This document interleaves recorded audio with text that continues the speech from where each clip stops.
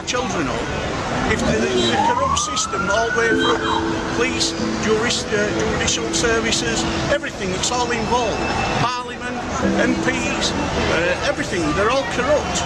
We get Prime Ministers corrupt. So how can we tell our children to bring them up straight and narrow when everybody above them was corrupt?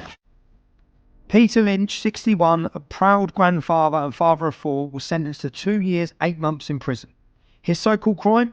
Raising his voice and holding a banner in defence of what he believed. Branded a far-right thug by the media and Keir Starmer, Pete was thrown into a brutal prison system among violent criminals.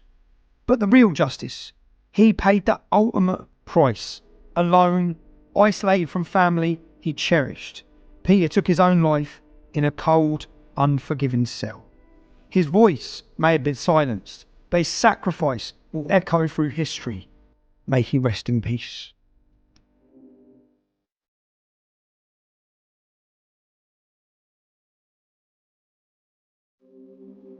It's September 2024. There's been trouble on our streets. The government and legacy media tell us one thing, social media and citizen journalists tell us something else. What we do know is the British people are angry. What's ignited this anger? What is going on? And are we seeing lawfare waged on the British people with a whole new level of intensity?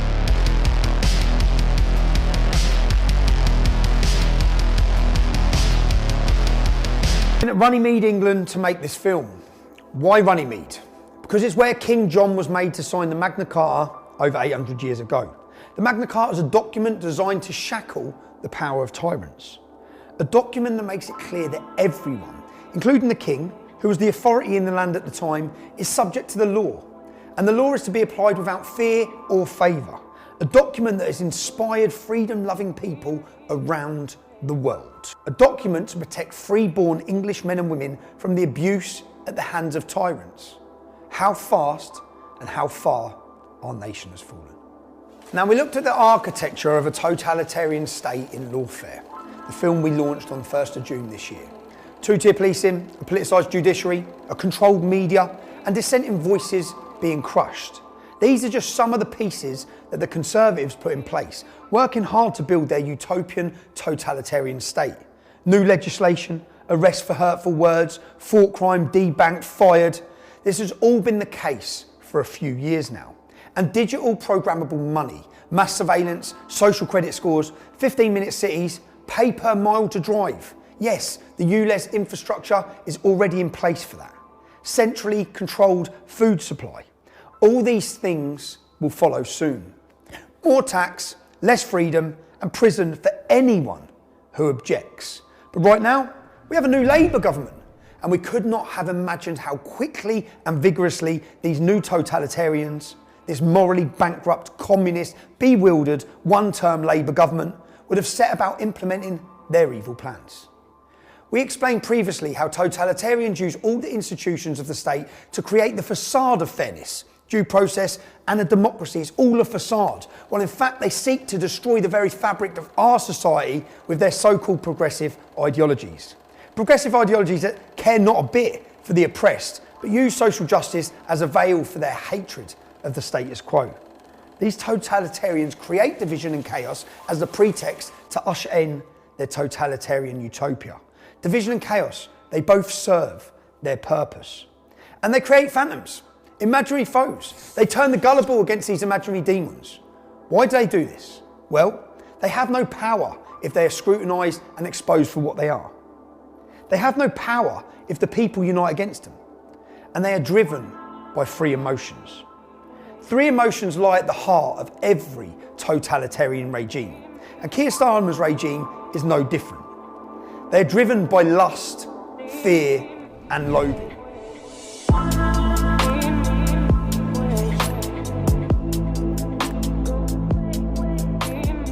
They are driven by lust, a lust for power. They will say and do anything to get it. They will say and do anything to keep it. This includes lying to us all. We won't take away the winter fuel allowance. We won't raise taxes. They get elected, they take away the winter fuel allowance from thousands and thousands of pensioners on as little as £13,000 a year. But how can you justify it to viewers who feel like it is an attack on some people who've worked hard all their lives. They're not wealthy, they don't have money to spare, and this year, if it's cold, they're going to be looking at the thermostat and wondering if they can pay their bills. According to Labour's Lucy Powell, they had to do this to stop the economy crashing. That is a barefaced lie. Just £1.5 billion was saved, while £21 billion was voluntarily spent on public sector pay rises and foreign climate aid. When Ed Miliband excitedly promises to decarbonise the grid by 2030, again, he is being completely dishonest. As the Chief Secretary to the Treasury, Darren Jones, innocently leaked some time ago, the true cost is going to be hundreds of billions of pounds with an almost impossible transformation of infrastructure. There's a report, of course, commissioned by Labour Party back in 2017, which forecast that thousands of pensioners could die, could literally freeze to death because of this change. If we have the money, billions every year, to look after people who have given nothing to this country, why do we not have 1.2 billion to give money to people who have contributed to this system and who are now vulnerable and at the end of their lives, they're going into the last chapter of their lives? They removed the energy price cap and prices jump by 10% for everyone. And if you've worked hard all your life, look out, because they're coming for your savings and your pensions. And don't forget, while he's robbing you, Free Gear Kia, he's had to declare more than £100,000 of freebies and gifts, more than any other MP in our country. And they say they've just found a £22 billion black hole in the nation's finances. We have found a £22 billion black hole in the economy. And we've got to fix it. And that's what this is all about, making sure that we fix the foundations, and then having done that we can build a better future that pensioners and so many other people voted for in this election. But they knew about the state of finances long before the elections. They just forgot to mention their plans. And when asked to spell out the details of the claimed black hole, they refuse. They're not telling. They won't. The dog ain't my homework. Ridiculous. They're not hiding the political choices they've made. They're actually proud of them. They can't use your taxes, remember our taxes, that's whose tax it is yours. They can't use them to help freezing pensioners this winter, but they can choose to send $3 billion a year of your tax to Ukraine to drag us towards war with Russia, instead of pursuing peace. They choose to send $6.4 billion a year of your taxes to support asylum and illegal migration. That's according to the Institute for Fiscal Studies. That's up 50% from last year and 6 times higher than in 2018. What's it going to look like next year or the year after? That's right, $6.4 billion in support of unilateral cultural suicide. Angela Rayner has announced that she's abandoning plans to give British people, in brackets, who have paid their stamp or taxes, close brackets, priority council housing. We're going to allow migrants to get that. And if you thought that wasn't bad enough, I'd love your response to this, because this sent me today quite literally over the edge. If you're a terrorist and you wanted to get social housing, you were going to be banned under Labour's manifesto. That's been reversed as well today. So what we're saying, Ben, is we're going to allow millions of people to come into this country and take away homes or whatever from British people who need them. And that is not racist to make that comment. That is an absolute proven fact. It is a proven fact. And that, amongst other reasons, is why people from all those deprived communities across the United Kingdom have been protesting against immigration for the last few weeks. They choose to give away $8 billion of your taxes on climate aid. That's giving money to other countries to help them for their so-called climate challenges. $8 billion of your money, but can't keep the pensioners warm. They choose to spend trillions, yes, trillions of your taxes to pursue their own net zero wet dream, exporting our carbon emissions to China and India as we commit unilateral industrial disarmament and drive millions and millions into fuel poverty. Don't take my word for it. This is a co-founder of Greenpeace on climate change. I say not only is carbon dioxide good, it is essential, and it's a good thing that we are putting some more carbon dioxide in the atmosphere because it was running low before we came along. If we had definitive proof that CO2 was causing serious problems and we could prove it, don't you think they would write that down on a piece of paper somewhere so people could read it? They don't have definitive proof, period. I am firmly of the belief that the future will show that this whole hysteria over climate change was a complete fabrication. And lastly, they'll smash those gangs that are transporting illegal migrants into the UK, costing us a $6.4 billion a year. Round up, detain and deport illegal immigrants. That's what new Home Secretary Yvette Cooper has just promised to do. Well, do you believe the woman who held up a sign saying refugees welcome, closed the Bibi Stockholm and scrapped Rwanda on day one? Do you believe them?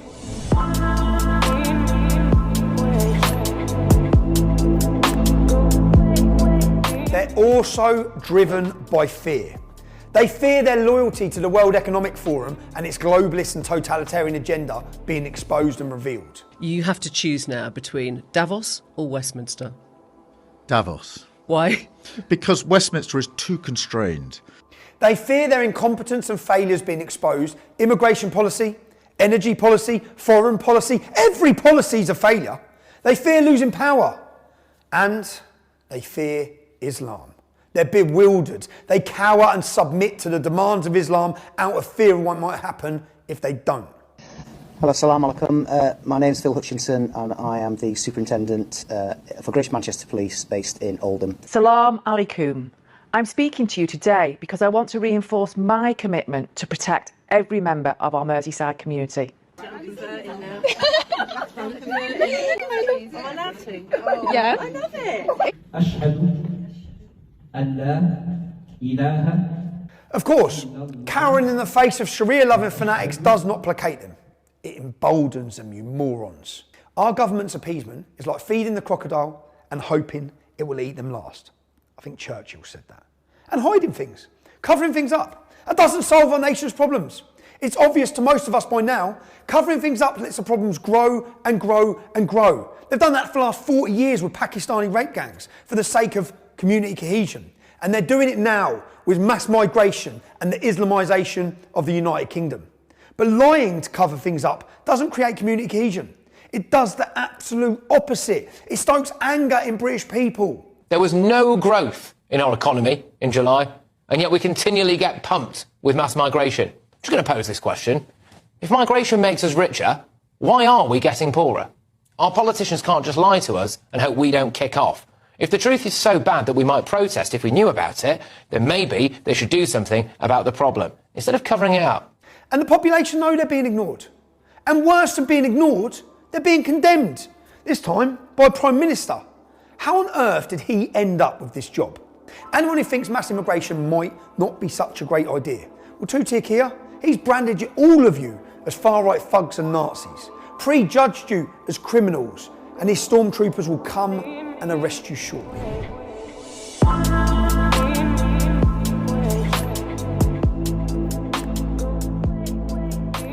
The third emotion driving our so-called leaders is loathing. They don't believe in the nation state. They believe in open borders and cheap labour for global corporations. Their loyalties lie with the World Economic Forum. Tutik here has made that pretty clear already. They loathe our nation and its people. The obstacles to their globalist totalitarian utopia.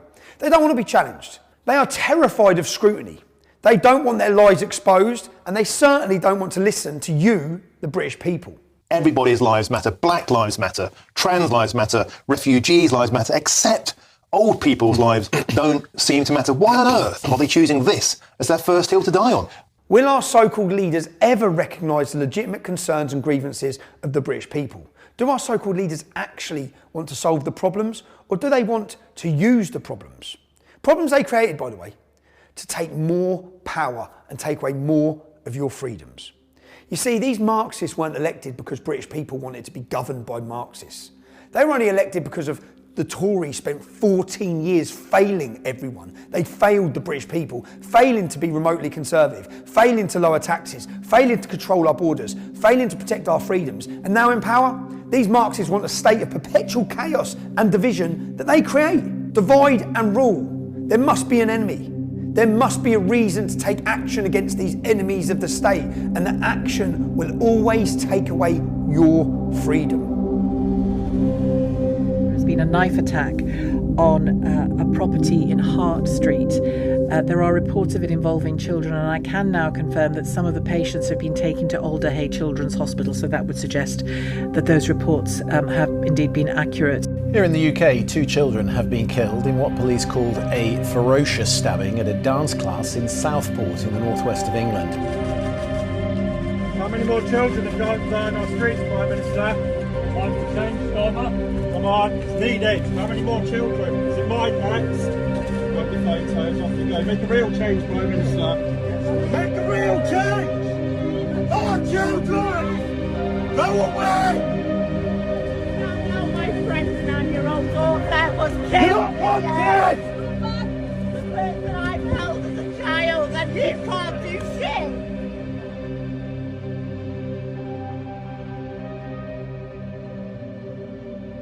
So what actually happened in Southport? A man of Rwandan descent murdered 3 beautiful girls and stabbed 8 more children and 2 more adults. How did the government react? What did the machinery of the totalitarian state do? Well, you and I would hope something like this would get the government to stop and reflect for a minute. Why have these girls been murdered? Why is there so much knife crime? Why is there so much rape? Why are these so-called asylum seekers flocking to our shores? And what values and cultures are they bringing with them? Are their values compatible with ours? Are all cultures of equal merit? You and I would hope the government would ask why the peasants, that's us, you and me, why are the peasants revolting? No, don't be ridiculous. Reflecting is not a popular pastime with communists and tyrants. Admitting they're wrong is not a key competence of these tyrants. Apologising for destroying our nation, it's not going to happen. What this government actually did, well, firstly, they did everything they possibly could to cover up the basic facts, what you and I would call the truth. They said immediately it wasn't terrorism. How could they possibly know immediately the motive, that it wasn't terrorism? How could they know that? And how could stabbing young girls at a Taylor Swift dance studio not be terrorism? They said he was from Cardiff. Axel Ruddock Yabana. Yes, he's as Welsh as the daffodils. They looked for evidence he was mentally ill. I can help with that one.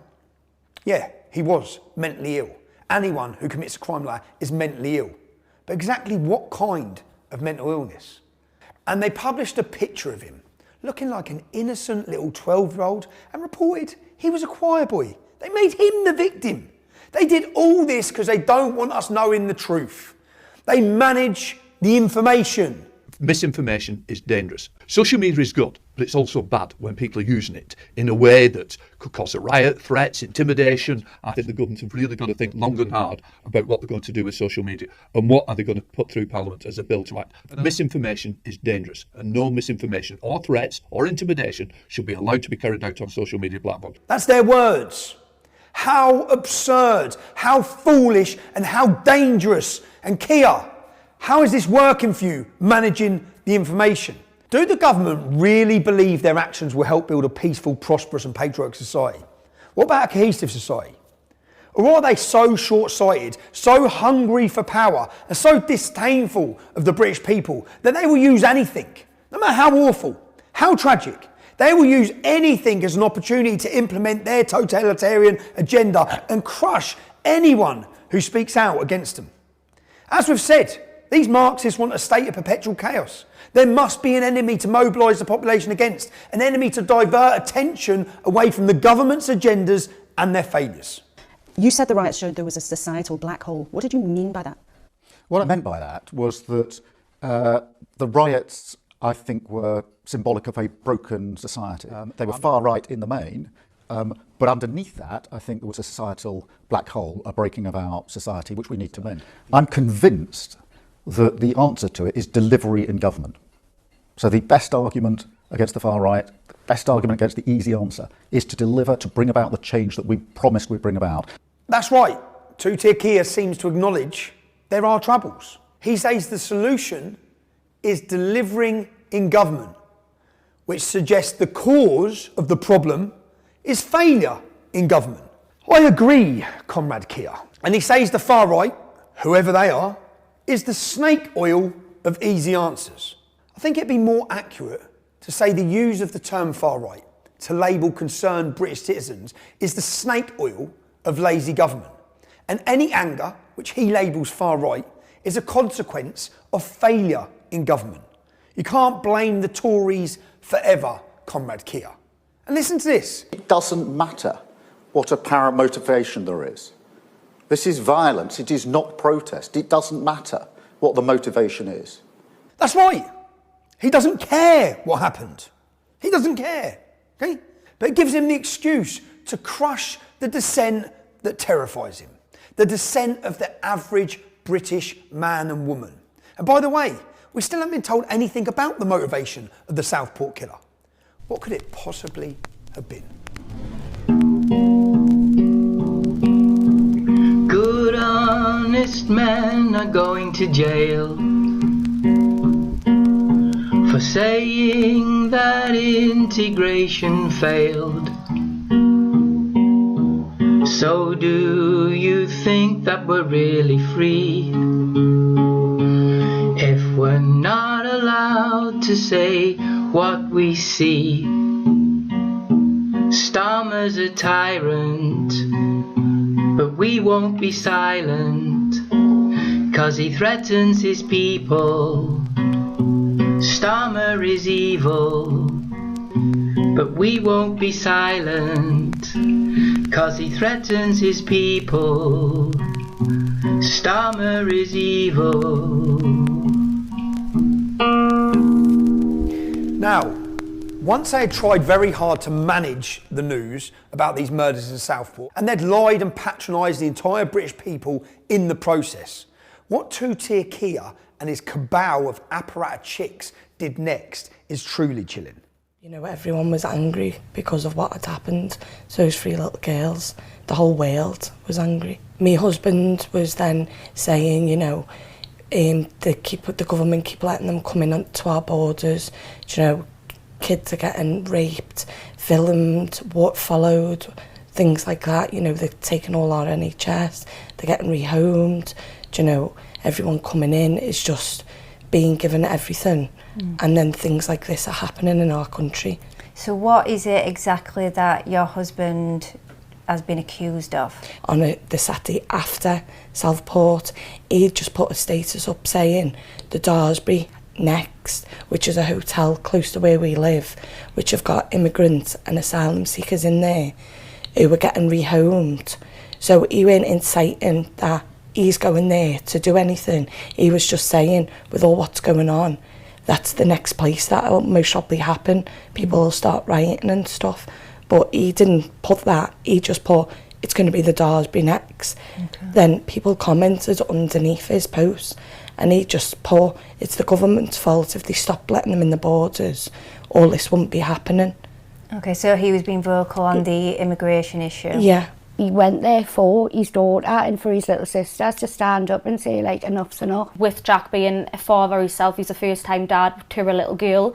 He felt it, like, it touched him emotionally, what was going on.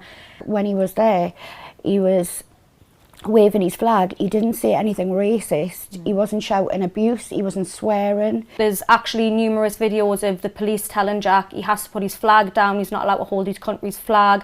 Jack saying to the police, listen, I'm not here for no violence. I haven't came for violence. I've came for a peaceful protest.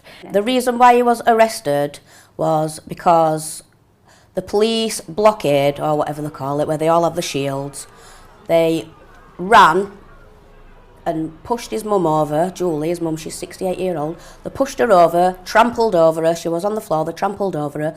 Lee's seen this and then obviously tried to get through the police to get to his mum, who were on the floor. They were whacking him with a shield, sprayed him with CS gas, and he was saying, look, my mum's on the floor, I just need to get to my mum. When he was being, after he just got arrested, when he was being held round the back of the Bluebell, the police officers were saying, I don't even know why you've been arrested, because his mum were there as well, obviously. All her face was bruised. They could see that she'd been injured, badly injured. I don't know if he were a sergeant or just a normal police officer. He was saying, I'll ring my inspector and see if we can let you go, because I don't think it's serious enough to be arrested. It's like he said, if it were my mum, I would have done the exact same.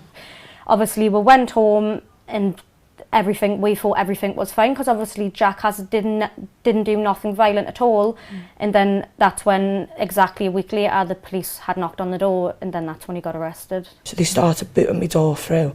My little girl was screaming in the garden, It's all right. Screaming in the garden, so my neighbour took her away. So I asked them to stop booting my door down and asked them what they were here for, and they wouldn't tell me. And I said, have you got a warrant? And they said, we don't need to give you one. And I said, my back door's open and my back gate, you can go down there, stop booting my door through. So at that point, when he stopped, Chris was coming out with the police, and then they went in and raided my whole house, looking for his phone and took the kids' iPads and stuff. And was your little girl still there at this She'd point? been taken to my neighbours, but she was just crying her eyes out. How long exactly did he get? He got 5 years. a year taken off. Then they took into consideration his health and his mental health, and then they gave him 32 months. He was sentenced to 3 years, 4 months, and also a 10-year criminal behaviour order.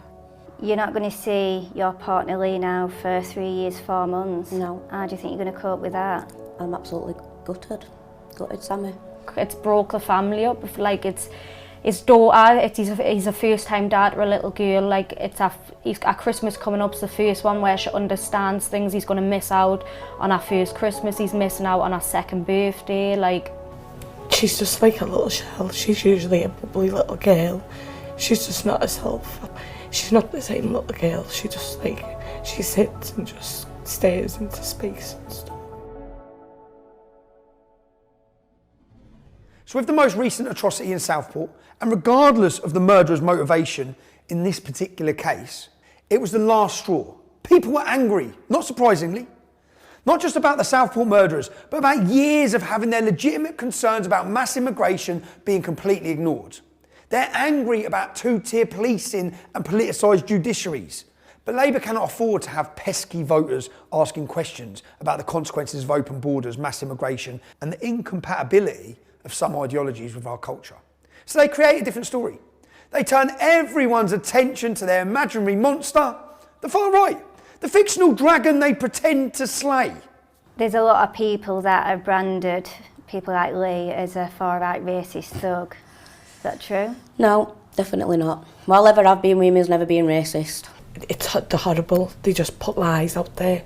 it's absolutely ridiculous. Just everything that they've written. It's like there's actually an article about Jack that calls him far right as well. And obviously, when I've spoke to Jack and made him aware of this, he's not happy. Like, he's kicking off, saying on the phone, he's saying, I'm not. They kind of just put me down as something that I haven't actually complied with. I haven't said that I am this type of person.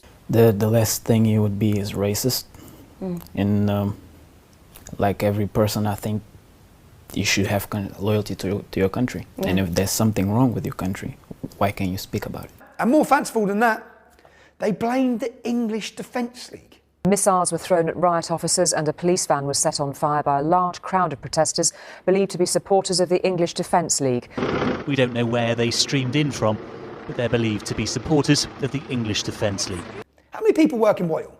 There's over 50,000 apparat chicks working in the Home Office alone. And no one told Two-Tier Kia that the EDL disbanded a decade ago. It hasn't been here for a decade.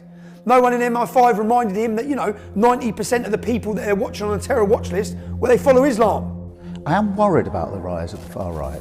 I mean, we can see what's happening in Germany with the recent elections, see what's happening in France and other countries.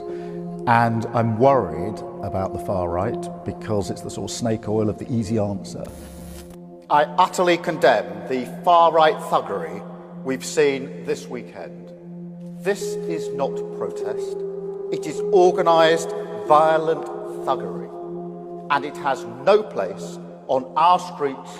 Mindless minority of thugs who thought that they could get away with causing chaos. But this deception is not without consequence, Kia.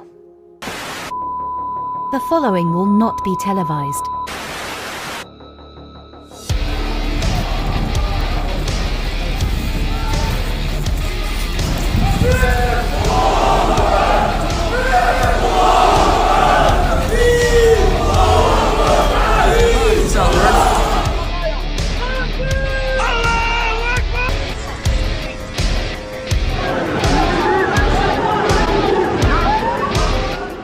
You know what, I disagree with that.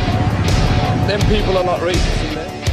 I don't know, a car, I assume, with people in it, and they assumed that they were EDL, apparently, I'm not sure. And that's why they all ran. Kia, you brought violent Muslim militias out on the streets. You lied to them. You created this facade of this far-right English Defence League roaming the streets. Well, at least people can see that there's a militia there waiting now. He has caused this divide between everyone. He has labelled us EDL, far-right, racists, but I think people are angry, and it's all down to Keir Starmer because he hasn't addressed why people are angry, why people are taken to the streets with such anger. I mean, these poor lassies, they're someone's babies, and I think that's why people are thinking it could have happened to our kids. And anyone who is even remotely concerned about mass immigration and its impact on our way of life? Well, channeling Naz Shart's retweet, you would all better shut up for the sake of diversity. Of course, the media clapped along with all this. They know there's no far right. They also know there's no EDL. Or maybe they're talking about those thugs who gathered in Trafalgar Square on July the 27th. Amazing grace, how sweet the sound that saved someone like me.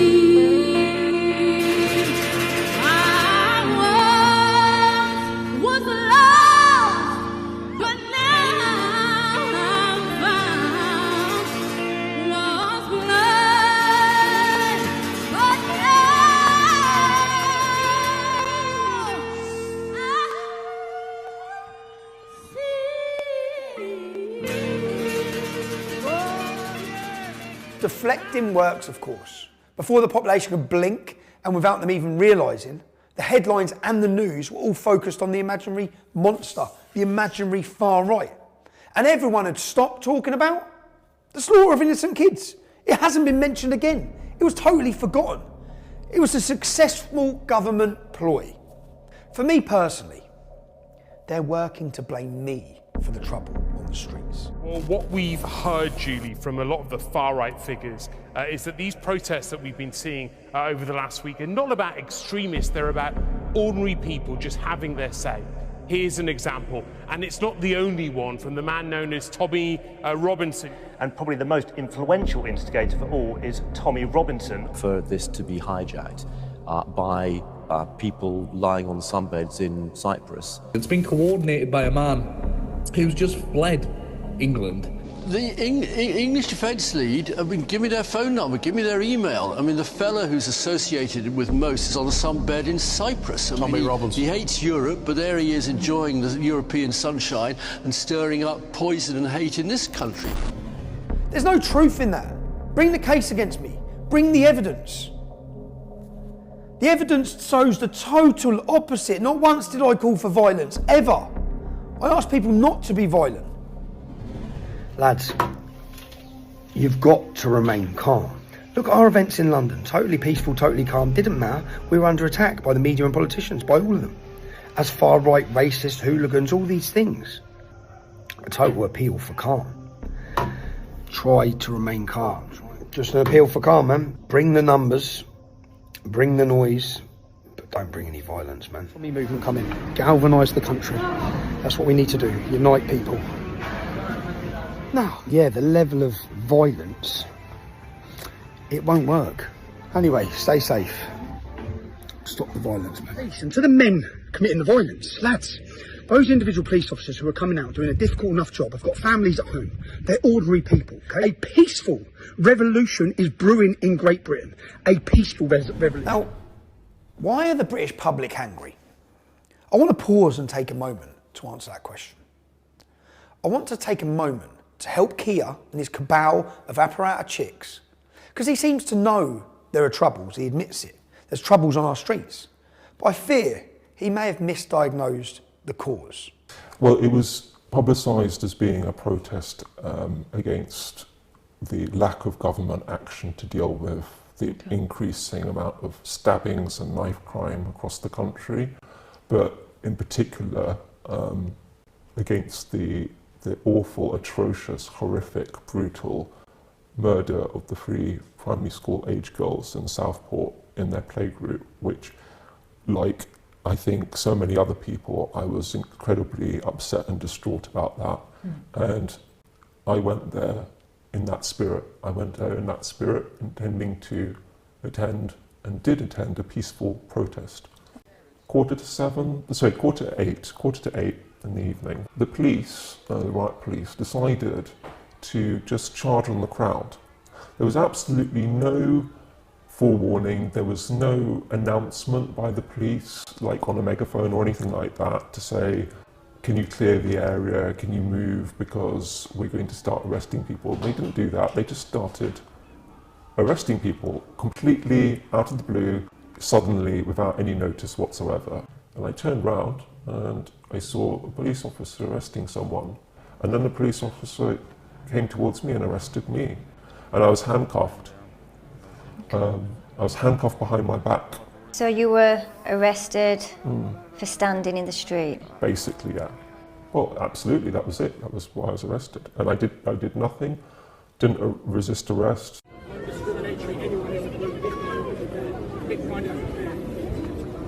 They're just arresting people for no reason.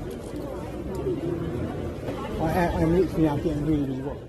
I think this has been going on for a long time, with escalating concerns over rampant knife crime and stabbings and violence by some of the migrants and asylum seekers that is not being covered by the press at all because it doesn't fit their narrative. Censorship, fear and intimidation is the tactics of a dictatorship. It's the same as any dictatorial regime in the world. If you look at Venezuela, what's been happening there, the way they control their population, they send people to prison because of their political beliefs. This government isn't acting any differently from that. It may not be as extreme yet as that, but they're certainly headed in that direction. We already know people are angry about the authorities covering up years and years of child rape gangs, mainly Pakistani Muslims. They are angry about two-tier policing. They're angry about politicised judges. They are angry when they see the police cowering before Islam in the name of diversity. Let's have a look at what else is going on. Some of them, they're not screaming. It's like they wanted to be raped, you see. She also grabs you see, no more like crying. She's enjoying it, you know, even though she isn't, but it's like she's enjoying it. What about the consequences of what you're doing in terms of how that affects the person that's raped? Yeah, the consequences, we look at that all the time, you know, because it happens, she might scream, you know, people might wake up. A lot of people, especially. I'm not just talking about, I'm talking about the emotional effect, the physical effect it has on the girl. Yeah. We might rape her and wake up tomorrow with viruses ourselves, like HIV, you know. What about regretting what you've done to the girl? I also do regret about it, because if she fell pregnant, what will be that baby's father? Who will be that baby's father? But what about her personal feelings?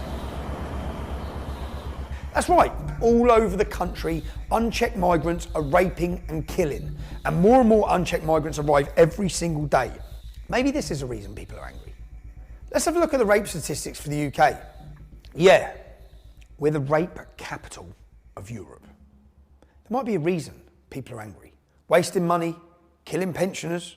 Some breaking news from our end, actually. Channel migrant arrivals surged by 43%. That's from our Home and Security editor, Mark White. That's after 442 small boats crossed the Channel yesterday on Easter Sunday. That now brings the total for this year of 5,435 Channel crossings since the beginning of the year. That's well in excess of the 3,790 odd who'd crossed the Channel by small boat at this point in 2023. We were getting daily updates of the numbers during the COVID pandemic, and actually that's an astonishing amount. Over 440 boats yesterday. The weather's calmer at the moment, a little bit calmer. This is only going to increase over the summer. There are 1.7 million. That's the combined population of Glasgow, Cardiff and Nottingham. There are 1.7 million who are unemployed.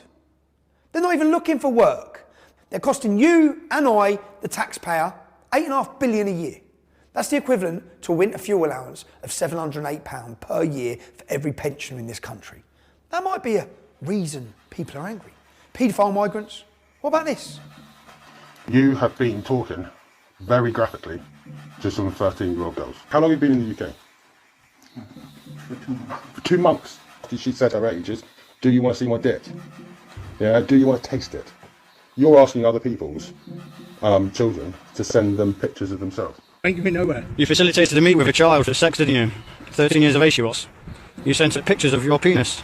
Yes? No me. Not you. Who? No me. Who? I don't know. Off your I phone? don't speak English. Do you not speak English? No? Yeah. How long have you been in the country? Let's not put the guys in. I think 3 months. 3 months? No. Do you want visa? Don't finish it. Do you think it's okay to say that you want to eat and kiss a child's pussy? Do you? You want to get a child to your house, a 14-year-old girl you want to rape and abuse. You'd think they'd be on their best behaviour, but they're busy online grooming young children to rape within weeks or days of being in our country.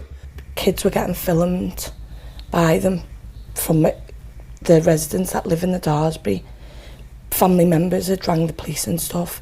The police had come, they'd move them on, wouldn't take the phones or anything off them. People were getting followed from the Aldi by the illegal immigrants that are supposedly living in the Daresbury Hotel. Okay. But they're saying that there's no men or anything in that hotel, it's just all women and children. Okay. But, have you ever seen any men? Yeah, but the whole of our area know that there's men in there. There's, for many years, been a lot of complaints about the hotel, about the immigrants that are staying there, the crime rate. Yep. There's also been reports that children as young as 12, 13 and 14 have been getting followed and harassed. What do you think to that? I was talking to a couple of ladies there who were telling me that a daughter had been exposed, one were having a pee in bush round the lake and it was showing his bits to a 6-year-old daughter. She reported it, nothing got done about it. Another lady who I was speaking to, her daughter actually worked in the hotel and they used to follow her home every night. That might be a reason people are angry. And you get locked up for tweets. If you object to any of this and speak out online in anger or with humour.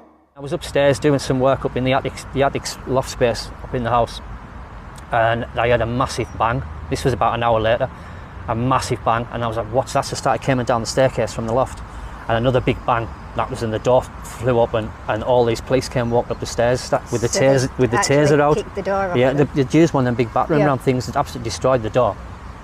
And they came running up the stairs, one with a taser out, hands behind your back, blah blah blah.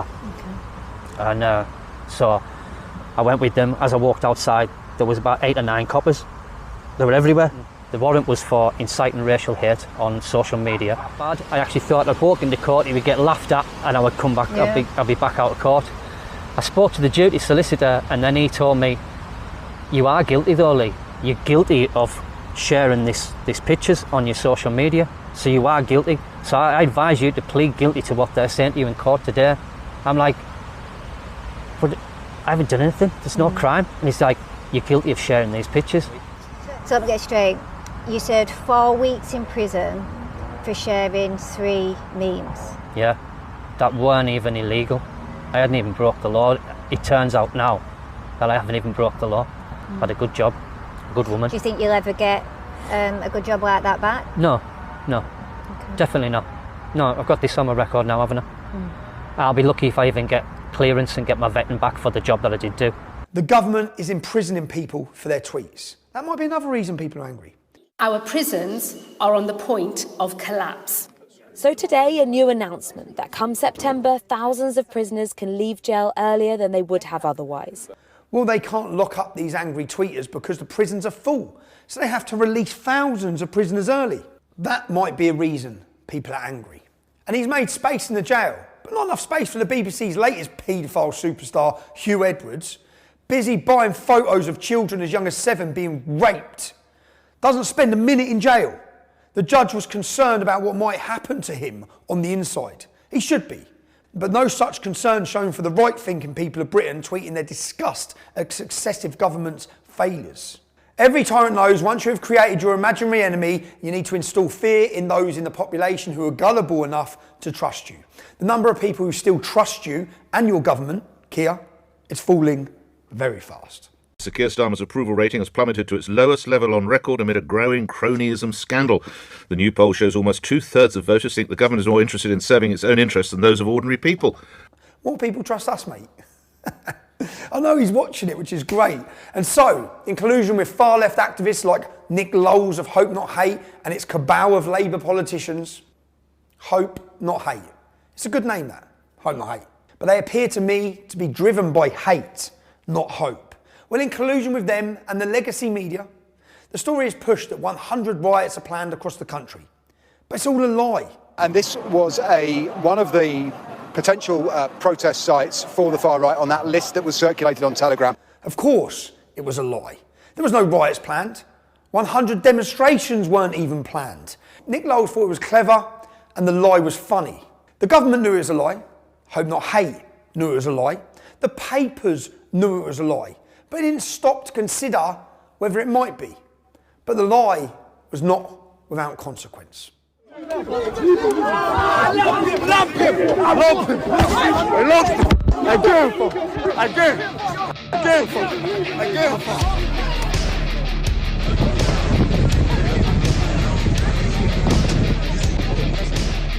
needs an ambulance, so he does.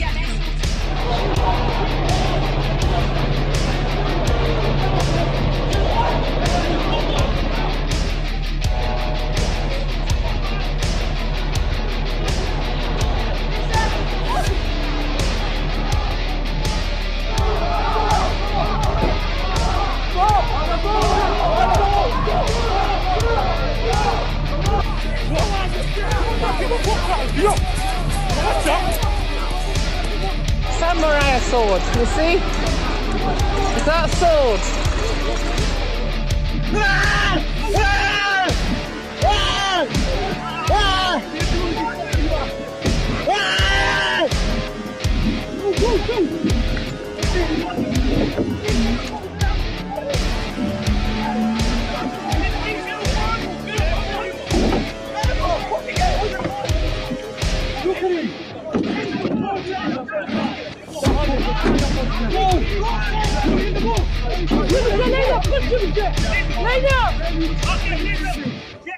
I'm sure the police will be all over those machete-wielding thugs.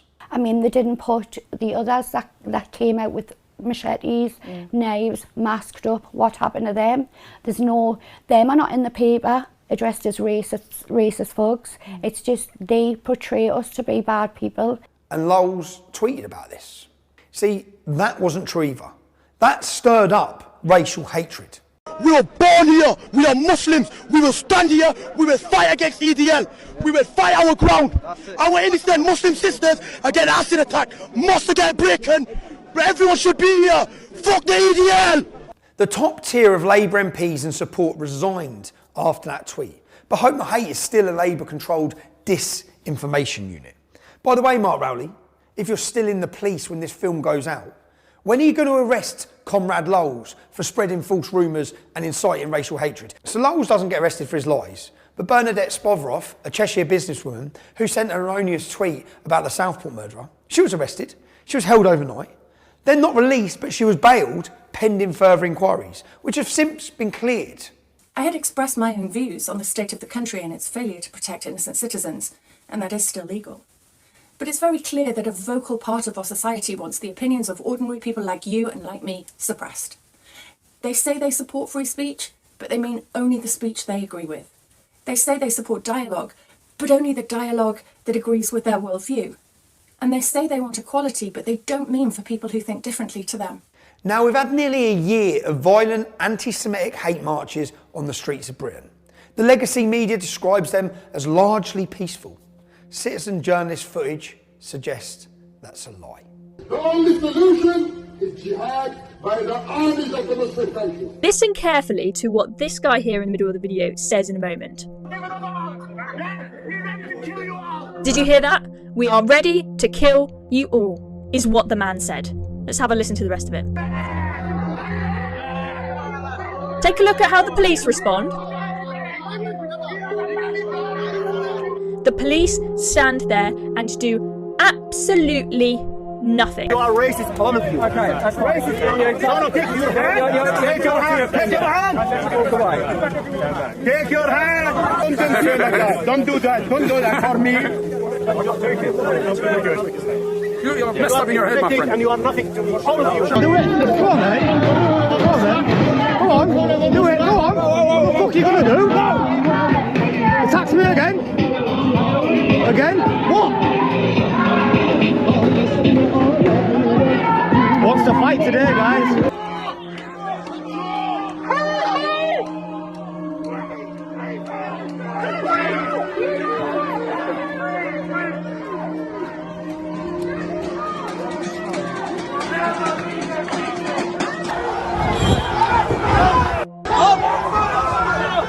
Hey, fuck the first.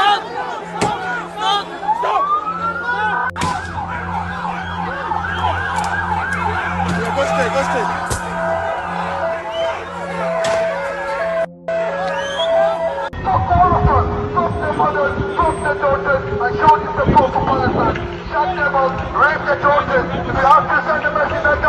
The Hamas marches were largely peaceful, just like this was a largely peaceful social services call-in in Leeds. Jesus.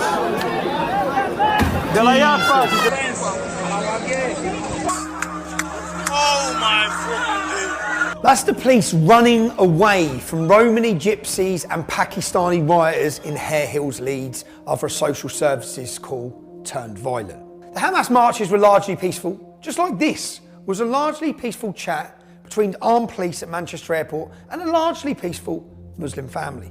By the way, these men, they were released without charge when a baying mob of Muslims turned up at Rochdale police station demanding their release.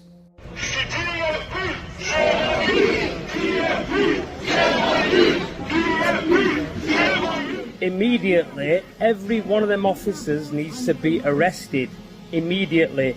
If not, then we will go to Plan B and you will see big protests, I promise you. Protests like you've never seen before. The Muslims demanded the police are suspended. And guess what? They were.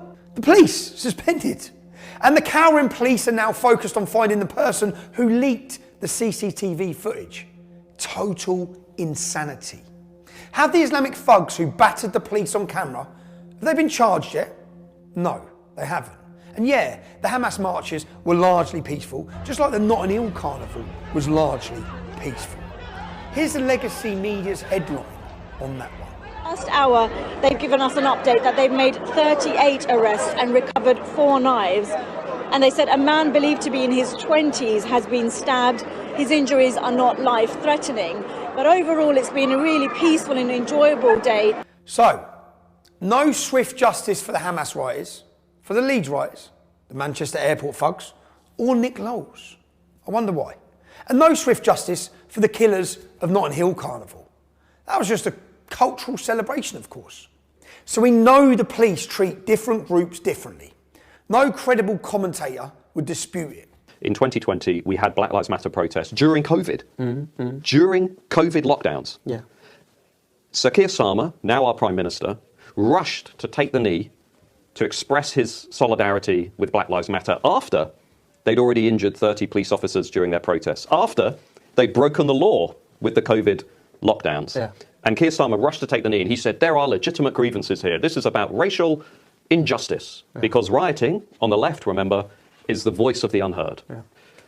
This time around, the same Keir Starmer, despite us seeing videos on social media of Muslim gangs beating up white British kids on the street, walking around with knives and machetes, this time around Keir Starmer said, this is all far right, this is not legitimate, it's criminality, get these people into prison as quickly as possible. There was no discussion of legitimate grievances. There was no discussion of legitimate protests. But now two-tier Keir appears to have ordered the stormtroopers to grab and arrest anyone, literally anyone, who protests or tweets against the government and what it's doing.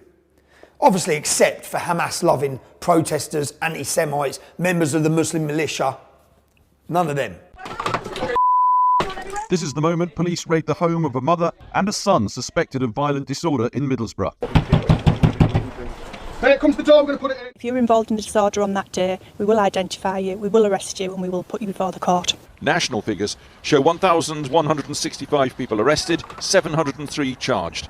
Those figures, again, will increase. Have the police made any high-quality videos of them arresting Muslims carrying machetes in the streets? Or men fighting with knives and machetes in our parks? Or a single grooming gang that have raped children? No, they haven't. They saved their high-quality videos for people saying mean words on Twitter. We do have dedicated police officers who are scouring social media. Their job is to look for this material and then follow up with identification arrest. That the UK actually has a massive force of police officers scouring the internet for any repost, retweet, or original content that could theoretically incite whatever the government deems to be racial hatred. And if you engage with or repost that content, you are deemed so dangerous for society that they will arrest and prosecute you. So this is another man being sentenced to prison prison for a Facebook post that he made. And in this video, the judge tells you what he posted and how long he's getting in prison. And I'll let you make your own mind up. Have a look at this. You went on to say that you did not want your money going to immigrants who, quote, rape our kids and get priority. Given the life of Riley, off the tax us hard-working people earn when it could be put to better use. Come over here with no work visa, no trade to their name, and sit down and DOS. And then there's more people being put out homeless each year. They get top band priority on housing and many more reasons. This offence is so serious that an immediate custodial sentence is unavoidable. The sentence that I passed has been reduced by 1/3 to reflect your guilty plea. The sentence is one of 20 months imprisonment. Every tyrant knows you can't run a totalitarian state unless the judges do what you tell them to. In Russia, North Korea, they're awarded dachas, second homes in the countryside. In England, you get honours for doing what you're told. Honours. Let's be very clear. This has not been about protest. This has been about violence and thuggery. Bewildered Yvette, tough on crime, tough on imaginary crime. Her message to the judges was clear. People who tweet dissent, they're criminals. That's what she said, judged before any trial. And those judges have been busy. You have brought shame on yourself and the town of which you are a resident. You must be punished for what you did. The only mitigation, as I have indicated, is your guilty plea. Accordingly, the sentence is reduced to one of 2 years and 8 months imprisonment. I appreciate that will fall hard upon you as a senior citizen. Most of these cases that I've been reading about, for example, the case of this poor man, David Springer, 61-year-old, who's been working as a train driver for 42 years, who's now taking care of his sick wife, who has been sentenced to jail because they wanted to make a sacrificial lamb out of him. They wanted to set an example to the rest of the UK. And that message was very clear. That message was, you don't get to disagree with us. You don't get to be present at these protests, because David Springer did absolutely nothing. And we have video footage of that. He was there. He, according to the reports, maybe shouted something at the police. Well, boo-hoo. Is that worth 18 months in jail? A mother of 5 being sent to 26 months in jail because she threw a can at the police? Is that proportionate? A man online who committed the crime of according to the government, inciting racial hatred because he posted one post on Facebook? Is that proportionate? That's right. Bang. You're inside serving years. And let's take another look at some of the judges who sent people to jail for hurty words. That's right. Rape, steal and stab. Let's just put it down to cultural differences. It's community service for you, lad. Fence painting. Picking up litter for a few hours. So tell me how our judiciary are not politicised, how they're not compromised and a tool of the state. And to the judges, I hope you get the honours you've been promised, lads. Tin pot, despot, Kia. Your political judiciary might be another reason people are angry. Maybe. This isn't just two-tier policing. This is a two-tier political and social system that is routinely prioritising racial, sexual and gender minorities at the expense of the majority. Now, every tyrant knows the media is a tyrant's best friend. Well, the media that does what you want them to, they're your friends. Everyone else, they need to be shut down, which definitely includes us. I would prefer that the conventional media was more powerful, because social media, it's, you know, the truth of the matter is it's got many great aspects to it in terms of the way people interact with each other, but in politics it's a bit of a plague. That's right. They call it misinformation. You and I, we call it the truth. And the legacy media, they've been a cheerleader for mass migration agendas of successive governments. They've continually supported their open border policies. Just look at this.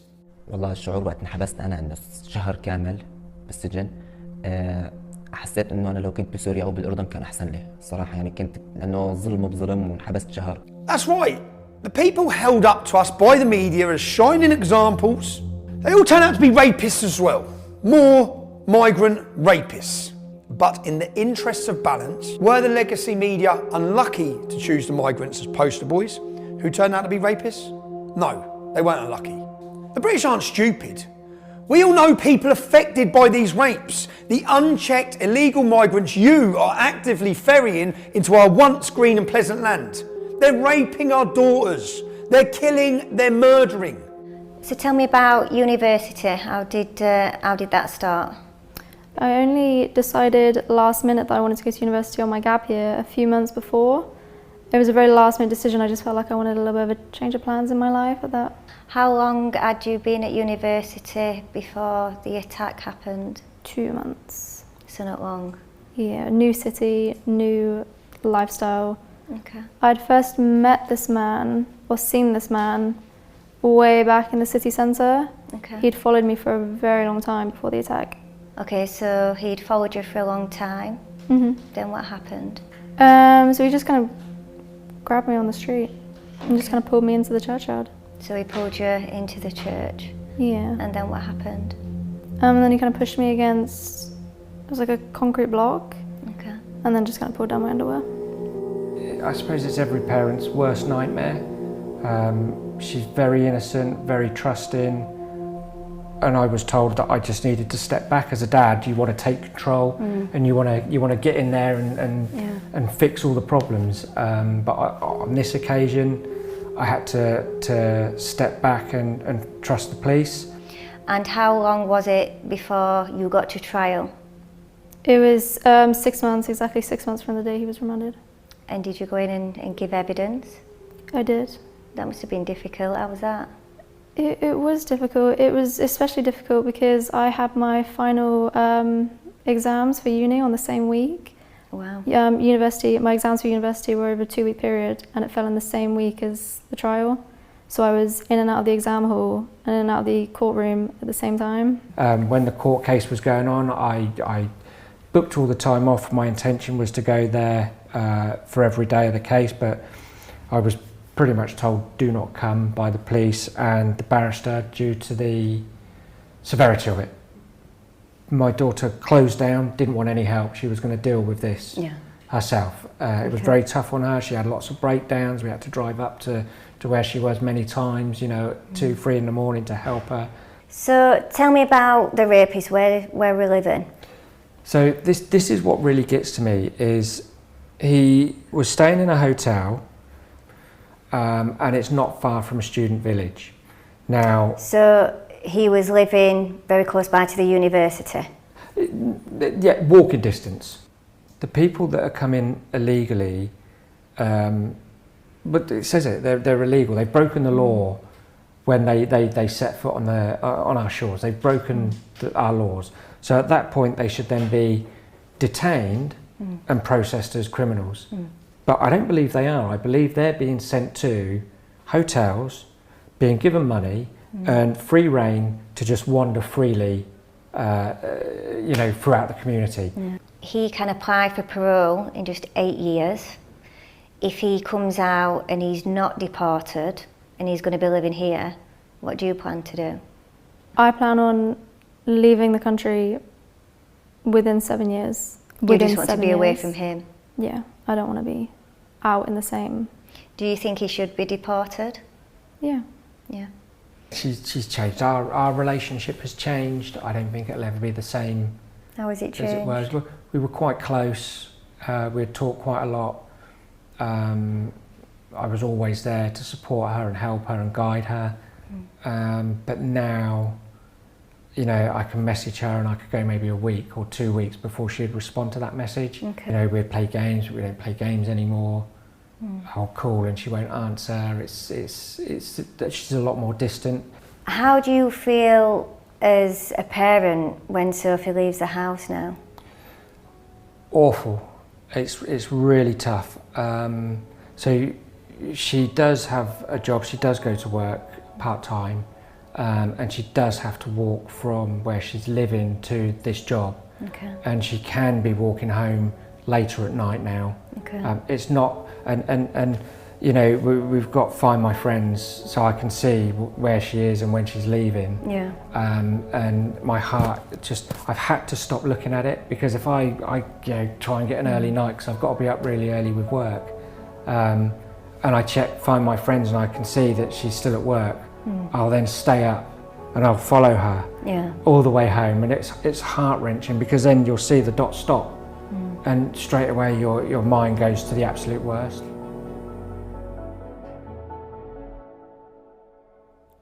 Is this an isolated case? Was this just one migrant in one city who has been housed and fed and paid for by the British public, who's decided to rape an English woman walking home? Or is this happening widespread across the country by migrants housed in hotels? Kia, maybe this is why people are angry. Maybe, and let's just have a little challenge here. Let's go on the internet and search a couple of cities. I could pick any city in the UK and search migrant, refugee, rape, and it will bring up cases. We simply don't have time to go through every rape of a migrant in every hotel for this documentary. But can you understand why people are angry?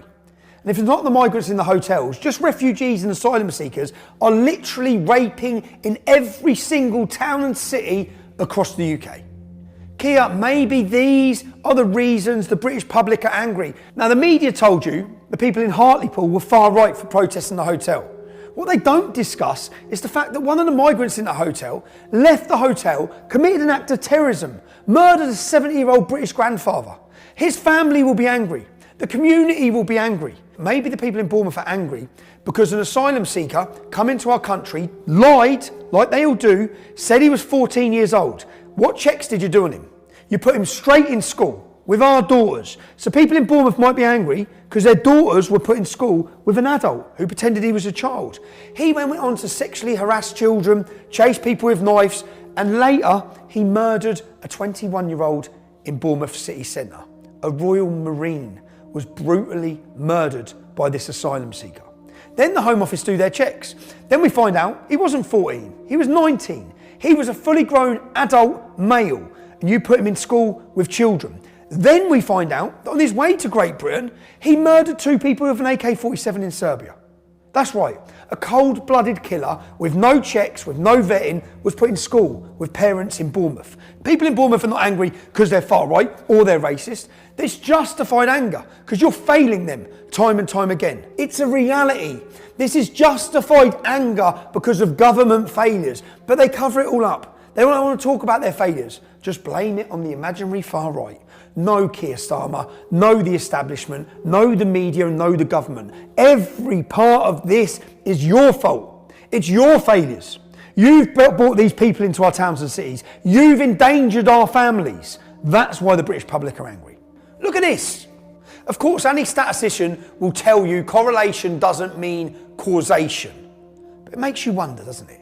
Let's have a look at the statistics for Sweden, since they opened their borders with rape as well. Literally, the graphs look identical for any country with open border mass migration, Islamic immigration, and rape. Remember, there's 1.7 million unemployed and economically inactive migrants here right now, costing £8.5 billion a year. Anyone out there working right now, you're paying that in your taxes. He says nothing and does nothing about radical Muslim preachers. How about the one who commits adultery, zina? What about the one who rapes a child? What about the one who drinks alcohol? To the bed. This person, one person that commits all of these sins, he commits all of these sins on a daily basis, but he prays is better in the eyes of Allah than the one that doesn't commit any of these sins but doesn't pray. King, Queen, House of Commons. If you accept it, then you're a part of it. You don't accept it, but you have to dismantle it. He said, "O tribes of kuffar, O tribes of disbelievers, get out of his way, for we have come to strike you a black's revelation, a strike that removes the head from the shoulders." Allah says, we will strike terror into the hearts of the kuffar. We will strike terror into the hearts of those who disbelieve. Why? Because they associate partners with Allah. Because they associate partners with Allah, that for which Allah never gave them no authority. You got your democracy, we got our own Sharia. You got your own free mixing, we got our own nikah. No, we got our own economic system, we got our own foreign policy, we got our own deen. Alcohol will be banned, drugs will be banned, pornography will be banned, gambling will be banned, but the money saved, that we don't want to keep. La ilaha illallah! La ilaha illallah! He says and does absolutely nothing about knife crime on our streets. Oh my God, they were singing it! He says nothing and does nothing about Islamic terrorism, jihad, Islamic courts, female genital mutilation, misogyny. He can't tell you what a woman is. He kneels for Black Lives Matter. I could go on and on, but he can dispense summary justice for anyone who disagrees with him. Remember how they hate scrutiny. They can't allow their agendas and failures to be exposed. Make a dissenting tweet, go to jail. Go directly to jail. Enter the UK illegally, come on in. How was your trip? Have a 5-star hotel. And now listen to this. Both got put away for the riots. both been put in the same prison, both been put in the same cell. In the last 48 hours, the wing that they put them on was 90% Muslim. Both of them, one's been attacked in the shower. They took the shower heads off, battered him. When he managed to get back to his cell, his other mate had been completely battered as well. The family's obviously distraught and everything. They're making targets of them, as well as like examples of them. They're making targets of the lads. They did some damage to them as well. That's right. Two-tier Kia is putting the unhelpfully outspoken citizens in prisons run by Islamic gangs. He's literally offering them up. Any concerned parents, any concerned British citizens, he put a target on them, calling them far-right EDL racists, and now they're getting hurt in prisons up and down our country. Somebody who knows about these things told me that, you know, any right-wing, far-right protester landing up in jail, they can expect a pretty cold reception from what he says are Asian gangs inside prison who will be looking out for them. Keir told everyone they're far-right extremists. Their blood is on your cowardly hands, Keir. You disgust me. You disgust Britain. Now, every tyrant knows they can process people more quickly without dropping the facade. If these irritating political dissidents, if they just plead guilty. So they pressurise them. People who have never been in trouble with the law before and who shouldn't be before the law now. They shouldn't even been in court. They frighten these people into pleading guilty. It's easy for you, they say. Just plead guilty. It's easy for your family. Just say you did it. His solicitor obviously stood up and said, like, what do you have on him? Do you know what I mean? Yeah. He hasn't done anything wrong, but like the judge, he just didn't want to hear it. He was just shaking his head. Obviously, some people have now been sentenced, your partner Lee to be one of them. What do you think to the actual sentence? I think it's absolutely ridiculous. 3 years, 4 months. It's absolutely ridiculous. And what is it that he's actually being accused of? He's being charged with violent disorder. Did he plead guilty or not guilty? He had to plead guilty, got told.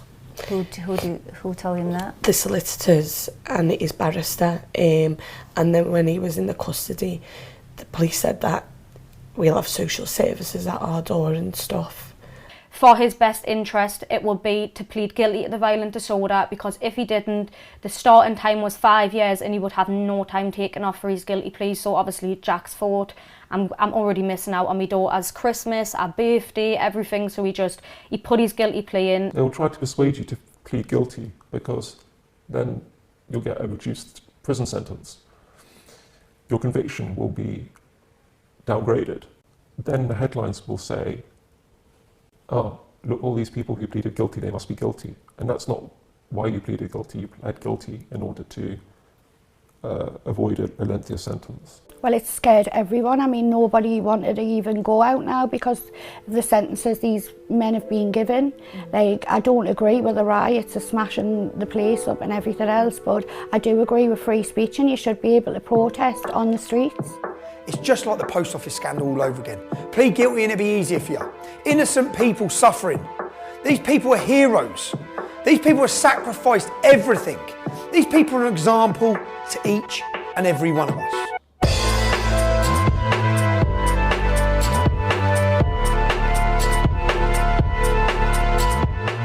Actually, we have more than one problem. Our first problem is we're led by tyrants. People whose allegiance is to the World Economic Forum, not the British people. People who are vain and deluded enough to believe that they, and only they, the elite, they can create a global utopia, with them in charge, of course. The World Economic Forum has already published their plans. This global reset is necessary because we have seen that our policies which we pursued before the coronavirus struck us, that those policies do not create the necessary inclusion of society necessary for harmonious societal development. We are led by people who don't believe in borders, people who don't believe in nations, people who don't believe in freedom. These are people who are full of lust for power, people who are rapidly dismantling the cultural inheritance with which we were all blessed. Freedom, equality under the law, Magna Carta and democracy. These are people who want you to be dependent on the state so they can control you. We are led by globalist, totalitarians and communists. This is the main problem. These tyrants are also cowards. They're driven by fear. They fear so many things: being exposed, losing power, the truth, Islam, and they fear we, the people. They are bewildered and frightened, and like any cornered animal that makes them dangerous, they lash out at their own citizens, vulnerable individuals. They're busy arresting children, but they won't confront Islam. They may be too frightened of what might happen if they do. Or maybe they don't know what to do about Islam. Or perhaps they don't care that Islam is incompatible with our way of life, because these communists care little for our way of life. Regardless, for now, they cower before Islam. They leave unchallenged the masked armed gangs, the mobs, the militias that wreaked havoc on the streets, because chaos serves their purpose. It gives them a reason to act against dissent, and the dissent for now is from the British people, tweeting about the government's failures. And right now, of course, our nation is crumbling under the weight of mass migration, legal and illegal. So many men from countries and cultures that will not assimilate, cultures that teach their children to hate the West. It's out of control, and it serves the purposes of the globalists, the totalitarians, Kia and his apparatchik communists. Mass migration is part of their plan.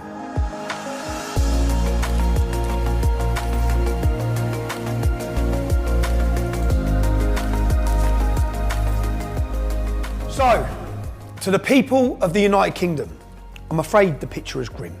Our country is in peril. We are led by tyrants and cowards. Our borders are porous. The government is imprisoning its political opponents. That's right. We now have political prisoners, ordinary, law-abiding people imprisoned for their views. Let that sink in. We all need to understand the freedoms our forefathers fought for, the cultural inheritance with which we were blessed. Neither of these things, our freedom nor our culture, neither's guaranteed. We are only ever one generation away from tyranny. We have never had to live under a fascist or communist regime. That isn't luck. People fought and died to preserve our freedoms. Yet Tutir Kia, his Stasi police and his political judges, with their kangaroo courts and summary justice, their failure to apply the law when it suits them, they are trampling on the Magna Carta, that document that shackles the power of authority, that shields all free-born men and women against tyrants and dictators. As Thomas Fairfax declared, holding up the Magna Carta back in the 17th century, this is what we have fought for, and by God, it must be maintained. The principle that lies at the heart of the Magna Carta is that the powers that be, they must obey the law, and they must apply it without fear or favour. That all, including the members of the government, are subject to and equal before the law. Keir Starmer, you and your political bureau, your student union cabal of tyrants and cowards, you have failed more quickly than anyone could have predicted. Do you think we have freedom of speech in our country? No, 100% not. And I think that Jack's case just shows that we do not have freedom of speech in this country anymore. You cannot say what you want anymore. No, that's gone. I thought we might have had a little glimmer of it, but we haven't. Yeah. There's no such thing anymore. We haven't got freedom of speech. You've got to really be careful what you say to anyone and everyone. The UK is no longer a free nation. If you do not have democratic options to express your disagreement with the government, that country is no longer a democracy. The process is the punishment, and it will silence millions. And when we are silent, that is the end of our free speech. And many people still believe that if they allow the government to micromanage their lives and be their single source of truth, then things will be okay. Until one day they don't agree with their government, and they find it isn't okay because they can't speak of it. Without free speech, there is no democracy. And without democracy, there really is only tyranny. We are free-born English men and women. Your tyranny will fail. Sacrifices have to be made. The courageous political prisoners already know that. Men sitting in jail right now, they know that. And this government will be held to account more quickly than they expect. The tyranny we are seeing now has been years in the making. Blair, Cameron, May, Johnson, Sunak, and now Starmer. They're all subjects of the World Economic Masters and its totalitarian agenda. Years and years of small steps, controlling your speech, importing hell, taking your freedoms. So, the hour is upon us. The time is now. Each one of us must take a stand. We must build communities of resistance. We must organise politically. Conservative, Labour, Lib Dems. We must drive every globalist from power. We must reclaim our nation. This is very urgent business, ladies and gentlemen, I beseech you. Resist it while you still can, and before the right to complain is taken away from you, which will be the next thing. You will be told you can't complain. Watch out for these symptoms. They are just symptoms of surrender. Resist it while you can. We must resist while we still can.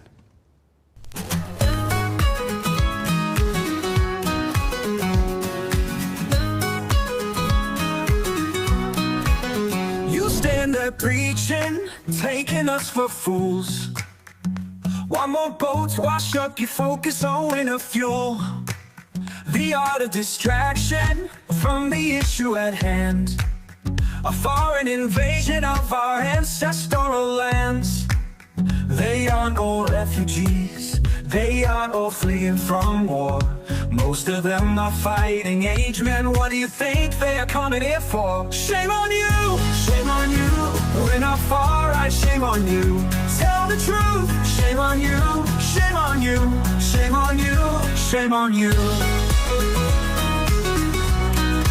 Draped in new designer suits, paid for by Lord Ali, while you take the side of every minority. You brand the British people indigenous to this land as far-right racist thugs. Why can't you understand?